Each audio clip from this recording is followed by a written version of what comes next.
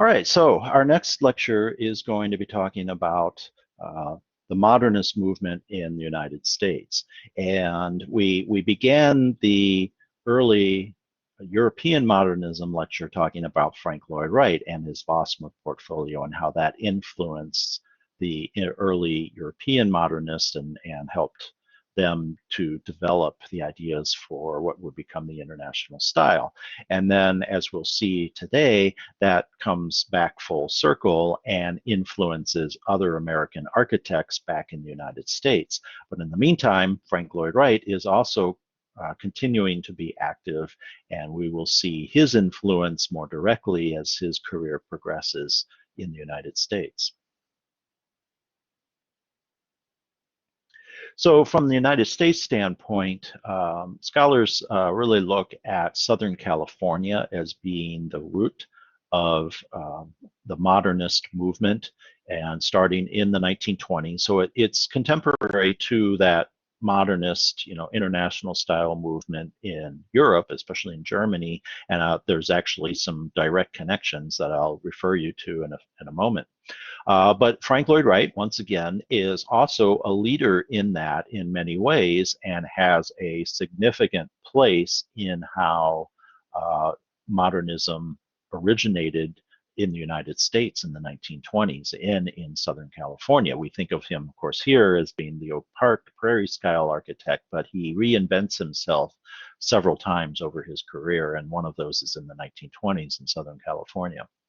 One of the most influential moments that I'll be referring to later is in 1932, the Museum of Modern Art in New York City, or MoMA, created an exhibition that focused mostly on the early works of the European modernists like Mies and Corbu and Gropius. It also featured a few of the American architects that we'll be talking about today, and really there was an exhibition, booklet or catalog or whatever that was published. So even if you didn't get a chance to go to the show, you could see the works that were being highlighted, and it really was the biggest push. This movement in the 1920s was really kind of a fringe thing on the West Coast mostly, but after the MoMA exhibition, it begins to take off, although it's somewhat limited by the overall Great Depression, which limited any kind of new buildings, and so really doesn't fully take off in the United States until after World War II, and that'll be in our next lecture, where we'll talk about the influence of Mies van der Rohe and Gropius and the just complete spread of the modernist movement in the post-war boom. So again, we'll talk about Frank Lloyd Wright. This won't be the last time we'll talk about Wright either, I'm sure. So in the 1920s, as I mentioned last time, Wright leaves Oak Park in 1909. He creates the Vossmuth portfolio in Europe. When he returns, he's left his wife and his family. They stay in the house in Oak Park for some time, and he moves his practice and his career to his new home in southern Wisconsin, which is where his family had been from. His mother grew up in the Spring Green area, and he creates Taliesin, which is in a prairie style manner, and we didn't really talk about that despite its overall significance. But he works from there with an office in Chicago, and he commutes back and forth quite a bit actually. And then, not to get into all the scandal, but in the teens, while he is in Chicago working at his office, one of his servants actually goes on this murderous rampage, and he starts a fire at Taliesin and leaves one area. He kind of spreads fuel or something around, gas around the perimeter of the building, except in one spot. And he starts this fire, and of course everybody runs to the one spot where the fire isn't going. And as they race out, he's standing there with an axe, and several people are killed, including Mamah Borthwick and her two children. It's an incredible tragedy at the time, made national headlines in papers all across the country. Very sad event, and it forces Wright almost into this period of reclusiveness where he fades away, and for most people that would have been the end of their career. He was already well into his 40s, and World War I ends the arts and crafts movement, which the Prairie School is a part of, and you think, Wright's all done, and he had a nice little moment there with the Prairie School, but that's about it. But by the early 1920s, he sort of recovers himself, and he starts doing work in Southern California. I guess he's sort of that. LA has always been that kind of place where you go and rebirth yourself and reinvigorate yourself. And so literally this happens for Frank Lloyd Wright. And in 1921, he begins a series of houses that we refer to as the textile block houses, although one of them isn't technically a textile block. And there's only a small handful of them, but it creates this small movement of modernism in Southern California that expands and takes off by some of his followers. So the first one, and probably the most significant one, is the Lien Barnsdale house, also known as Hollyhock House. This is the first one from 1921. Technically, this is not textile block, and what I mean, and you'll see this better in the next example. Textile blocks were these concrete blocks, individual concrete blocks that had a pattern on them. When you think of concrete blocks today, you think of just boring old cement blocks, right? They're gray and they're plain. These were very decorative, in fact, as you'll see. And they created this modular system that Frank Lloyd Wright thought might be the future of construction and housing, and turned out not to be the case for the most part, but it certainly spurred a movement among some of his followers. This is a more traditional stucco house that looks a bit more like concrete. So this has that kind of monolithic form and massing that the early modernists in both Europe and the United States really liked and appreciated, much the same way that his true concrete building of Unity Temple was able to accomplish. What's a little bit different about this, and a sort of an overriding theme in these LA houses by Wright, is almost a Mayan influence. These sort of canted upper portion here, and the overall scale and proportion and detailing has a influence of Mayan architecture, which was being widely published at the time. There was more discoveries of the Mayan ruins and sites in the early 20th century, and so Wright probably had been looking through some books and got inspired by it. He would never admit to that, but that's almost for sure what had happened. And this is really a strong break, as you can see, from the prairie style architecture we had been talking about. There's no longer the wide overhanging eaves and the low slope-tipped roofs. He does still have this idea of reaching out the building and spreading across the landscape and anchoring it with low garden walls. You can see how they stretch out along here. But for the most part, he's breaking away from that strong horizontal character of the Prairie School. I'll show you a few details. Here's another view of the exterior. This is a very dramatic site. It sits on a hilltop in LA, incredible vista. And Barnsdale was a woman with a lot of money, and she was a very altruistic person. She really wanted to create almost an art center, and had grand visions for all kinds of facilities on her site here. And Wright was going to design a lot of it, and there's a couple other buildings, some of which have been lost, but most of her overall vision was not realized, other than the main house here. I think she was an oil, came from oil money or something out of Oklahoma or something like that. Here's a detail of the columns and the ornament along the top here. It's called Hollyhock House because we see the hollyhock here in the foreground.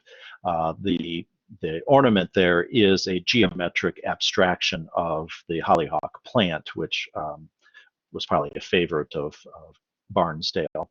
This also has some connection, you can probably see, to the columns at Unity Temple, which are not based on the hollyhock, but that same abstract geometries, especially with the pier here, is very similar. So he is carrying over aspects of his earlier work, but he's no longer working in a pure prairie school mode like he was before. Here's a historic view of the garden area and courtyard. So this design aesthetic of the exterior carries all the way around. Being in LA, very nice climate, there's plenty of outdoor living space. A few interiors.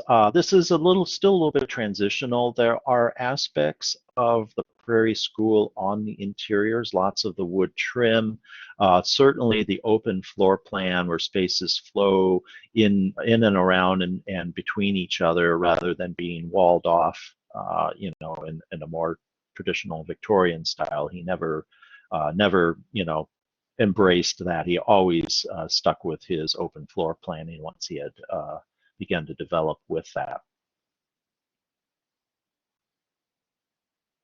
This is a view of the dining room. This is kind of an odd room in my opinion. This has got beautiful woodwork all the way around, which has a very arts and crafts, you know, Prairie School character. The chairs are based on the, you know, hollyhock pattern, and definitely look, if one thing people criticize Frank Lloyd Wright for is his very uncomfortable furniture. Those are not, you know, comfy looking dining room chairs, but he always felt that people should sit up straight and be very formal at the dinner table. So the light fixture is a accurate recreation of the original light fixture, which I always thought was a bit odd. It looks like somebody just hung a curtain around to hide the light bulbs, and it always looks a little bit odd to me, but you can see what that looked like. Off to the right is the kitchen area. So in this early 1920s, he has got a much more of a connection between the kitchen area and the dining area that, you know, we take for granted now, but doesn't really happen until the post-war period, when domestic life, you no longer have a kitchen servant or something. If you're a little wealthier, the woman, you know, at the time traditionally, you know, the housewife, you know, was in the kitchen, and that becomes the tradition in the post-World War II era. But we see a little hint of that here as early as the 1920s in Hollyhock House.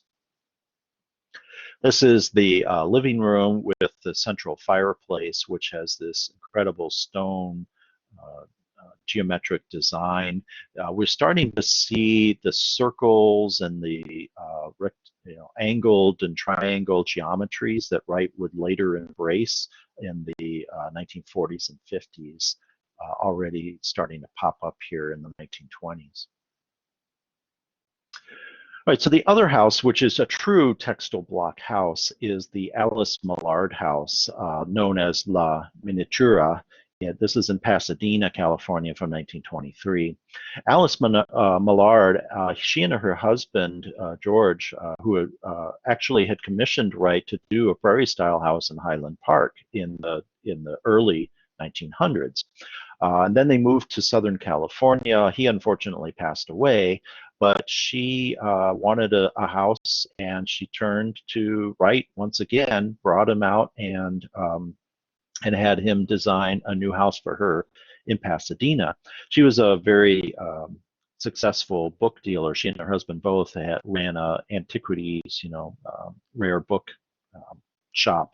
And so when he passed away, she continued the business and was quite successful. So this is a, you know, pretty fabulous house. I've never been inside, unfortunately, but this is the exterior view. This is like a few of the other modernist houses we've seen on sloped sites. The entry level is rather, you know, restrained and not very prominent. We see a little bit of the gates for the automobiles, and we see a sort of an entryway, but the main, you know, view of the house, of the architecture, isn't public. It's in the backside with the vista out into the valley beyond. So it doesn't look very impressive from the street, but I'll show you the backside view, which is maybe a little better. And so I got a couple more views of the front here. There's a very prominent sign as well saying that, you know, please don't trespass on our property to take photos. So that's about as close as I could get, without getting myself into trouble here. But you get a better view of the textile blocks.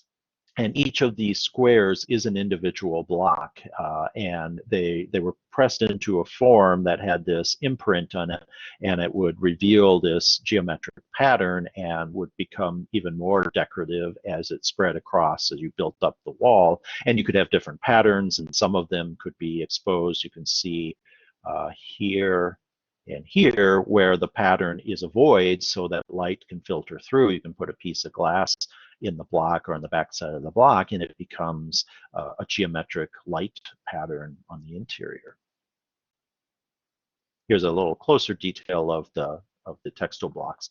These are quite a challenge today for restorationists because they were built on site, made on site with rather poor materials and a rather poor understanding of concrete materials and so forth in the 1920s, and so there's a lot of issues with their deterioration. And they used a lot of steel, reinforcing and all of that, which when it gets wet, it rusts and breaks the whole thing apart. So this one's in better shape than some of the other textile block houses.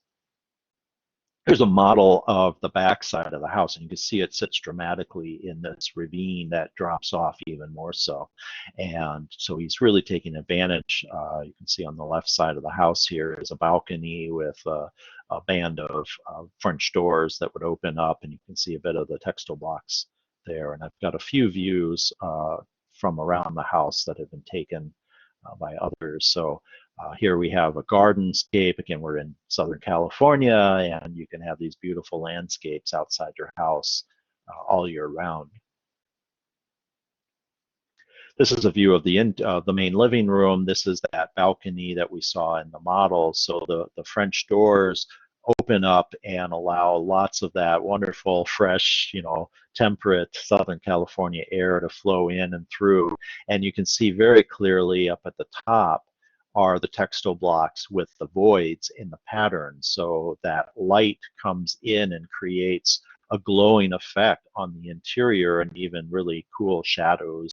When the light hits it just right, you get shadows on the opposite wall. So they're very fascinating houses. Some people would call them cold. The wall on the left is also textile block. There just doesn't have a fancy pattern in them, but not everybody wants to live in a house built of concrete blocks. But this is part of the true expression of the materials and of the structure. It's not just an exterior cladding that these are representing. This is the wall. So when you're inside, you're seeing the backside of these textile blocks, and that is important to the architectural expression of the era. And the last slide is kind of the opposite view of the fireplace and a mezzanine balcony area. And again, he's using these concrete blocks throughout the house. And we see a wood ceiling, but and a concrete floor, concrete walls. Again, not for everybody, but this is a really good early example of modernist architecture that is expressive of its material nature. So the next person I want to talk about briefly is Rudolph Schindler. There's a view of him. So Schindler was from Vienna, and he became familiar with Frank Lloyd Wright by looking at the Wasmuth portfolio. And he was so inspired by that, and of course, like many immigrants, he saw America as an opportunity for better, for better work and for making success for himself. And so he wound up immigrating to the US, came to Chicago, and went up to Taliesin and reached out to Wright and said, I saw your portfolio and I loved it. I want to work for you. And when you stroke somebody like Frank Lloyd Wright's ego like that, he said, oh, great, I'll hire you. He didn't tell him that he couldn't often pay him because he was always tight on financing, and that would lead to a split later, as we'll see. But that this is part of that direct influence that the Wasmuth portfolio had and that Frank Lloyd Wright had. In this case, the person, the European architect, comes to the US, but he winds up going to LA and living there, and oversees the construction of Hollyhock House that we had just talked about. Wright is traveling around. He's going to Japan, and he's doing work all in other places, and so he's not always out on site. Schindler really sort of ingratiates himself with Barnsdale and winds up doing more work for Barnsdale because he's there and he's responsive, and Wright isn't. And it takes, days or weeks to get a response by, letter, that's carried on a train back and forth in those era. We don't have email and text messages and Zoom meetings. So, when you're not on site, you lose that connection with the client. And so Schindler really started making a name for himself working on Wright's houses, on these textile block houses, including Hollyhock. And so he begins doing his own work, goes off on his own. And one of the most important works was his own house, actually, which he designs and builds in 1922. This is a exterior view of the rear area of the back garden area. And you can, I think, hopefully immediately see some direct connections to Frank Lloyd Wright, especially his prairie style era, which is, of course, what Schindler was most familiar with, having seen, very carefully going through the Vosmuth portfolio. So this is more of a low-slung house. It's spread out. There's a lot more wood in this, although, as we'll see, there's a very innovative structural approach that Schindler uses here. This axonometric drawing, I think, makes clear also that influence of Wright's planning. The pinwheel pattern in which the house sort of spreads out in wings that spread out across the ground, which we saw, replicated in the early modernist work, like at the Bauhaus. And each of these wings are particular uses. One of them is Schindler's office and studio. One of them is a kitchen wing, and then there's a bedroom wing, and then there's the central living area in the middle. And Schindler actually winds up designing this almost as a duplex. As we'll see in a minute, there's a second family that lives with them in this house. This is a neat historic view. It's not the best quality photograph, but we can see the more front view of the house and the open site that this was on. This is in West Hollywood, and it doesn't look anything like this anymore. This is what LA looked like in the 1920s, just open land, orange groves, and great views of the mountains. Now it's all dense urban, lots of tall buildings around it. This is tucked into a very urban, dense site now. But one of the most innovative things that he comes up with in his house is precast tilt-up construction for walls. If Wright was being pretty innovative at Unity Temple, doing cast-in-place board form concrete, this is, and then innovative again with his textile block houses that we just saw. This is yet another innovation, and I don't think Schindler invented this himself. He probably had read about it or something, but this is an early use of tilt-up cast concrete construction. And so what you do is you can create a form on the ground, you pour the concrete slab, you let it cure, and then you break the form away and you literally tilt it up into place and anchor it into the building structure, and voila, presto, you have an exterior wall panel. And you can see in the historic photo how the different panels are here, and in between is a little gap that he built in, and he puts a sliver of glass in there to create a little bit of a window in between the wall panels. So we can see it a little bit here in this courtyard view, almost straight ahead. There's a monolithic slab for an outdoor fireplace, but then right to the right of that are these tilt-up concrete slabs, and you see the vertical slits. Those are little window slits that help create the joint between panels. And he tilts them at a slight angle. They're a little bit canted, which is a little bit more of a arts and crafts influence, like we saw in like the turbine factory with that sort of angled or canted wall, more so than an international style. So this is a very transitional house, but it's a very innovative one with these tilt-up panels. There's a few views of the interior. On the right, you can see the inside face of those tilt-up concrete panels, and you can see those vertical window slits right over here.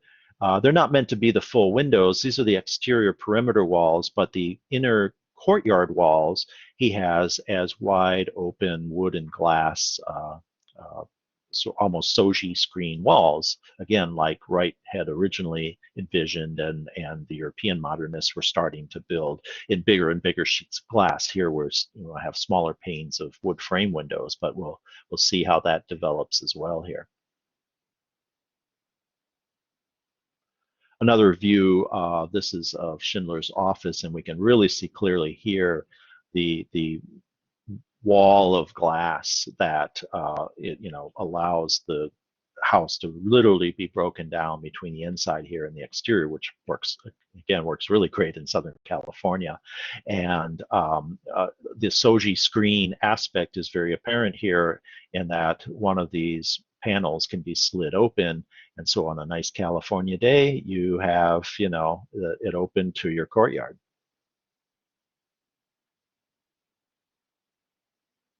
Another project he worked on was for the Lovell family.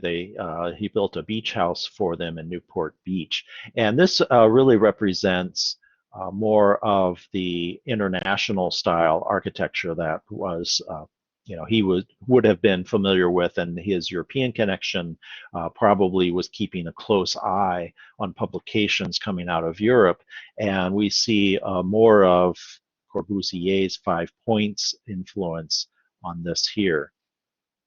We can see a little bit of pilotis, and the main building or the main level of the house is raised up. There's a free-floating exterior wall.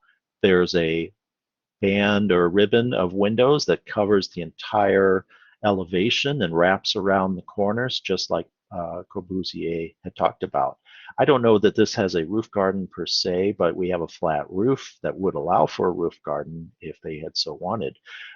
Being a beach house, this is probably a block from the beach or something, and so raising up the main living level probably made a lot of sense. It gets you a better vista over top of the other houses and street noise to get a vista of the beach just beyond. So it serves a certain practical purpose, but it really represents the influence of Corbusier and the early modernist European architecture beginning to come to Southern California here.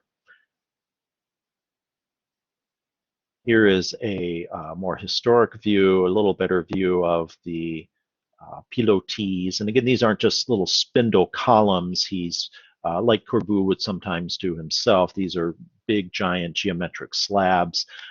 It allows for a carport. In California, you don't need a garage. You can just park your car underneath a shelter, and then you can see some stairs that raise up to an intermediate level, and then you rise up to a more living level up above that. I think I have a floor plan here that gives you a little bit of a sense of how things work out. Here are the stairs that rise up, and that comes into a large living and dining area.